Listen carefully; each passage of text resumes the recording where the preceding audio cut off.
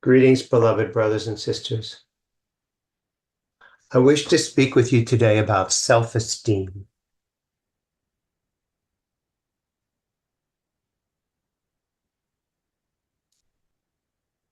There's a lot of misunderstanding about self-esteem. I would say that everyone who's identified with a body has an issue with self-esteem. And it's not because they are lacking or superior in any way. It's that they don't know who they are.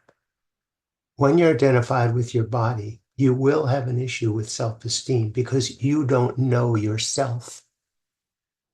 Consequently, self-esteem is a relative term. If you're wondering where does low self-esteem come from, or even overly high self-esteem, it comes from comparing yourself to others on a relative plane.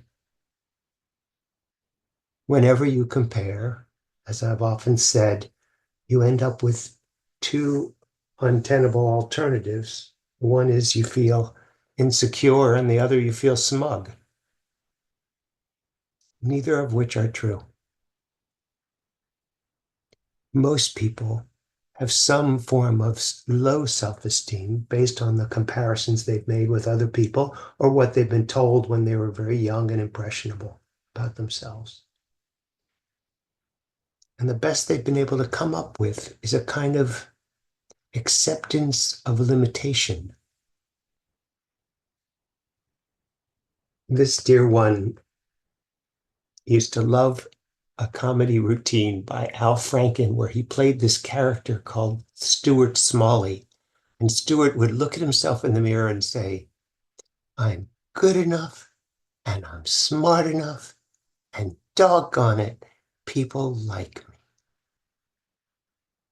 It was so pathetic. The notion that you would accept yourself in that way, where you didn't set the bar too high, but you weren't willing to set it too low, is the most ridiculous misunderstanding of self there is. And it's easy to see why it's so amusing. There is a kind of self-esteem that you arrive at where you do accept your limitations and you're only this tall and you're only this strong and can only do so much, and then you make that okay. That is not self-esteem. That's resignation to an identity with a limited sense of self. Consequently, what I want to suggest is that you take everything that you think is not good enough in you, and instead of just accepting it, start to see it another way, that the very thing that you think is a limitation is your gift to the world. That all the things that you think could be better are not just okay, but are perfect, absolutely perfect the way you are. That God made you perfectly, that you chose this particular hand that you're playing out now perfect. And the sense of self that I'm talking about is so much further beyond anything you could compare to anything else. You are the perfection of God in a particular limited form for the purpose of self-expression and love and learning and creativity. So the next time you look in the mirror and start finding fault with your looks or your strength or something else,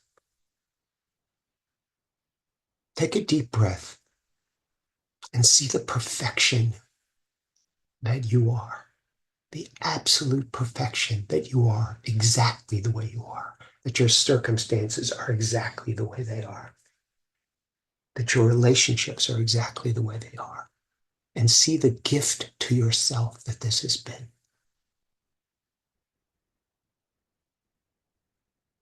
When you know yourself, esteem is not an issue. Gratitude and praise, an extension of love, will be your focus. I love you very much, and I'll speak with you again soon.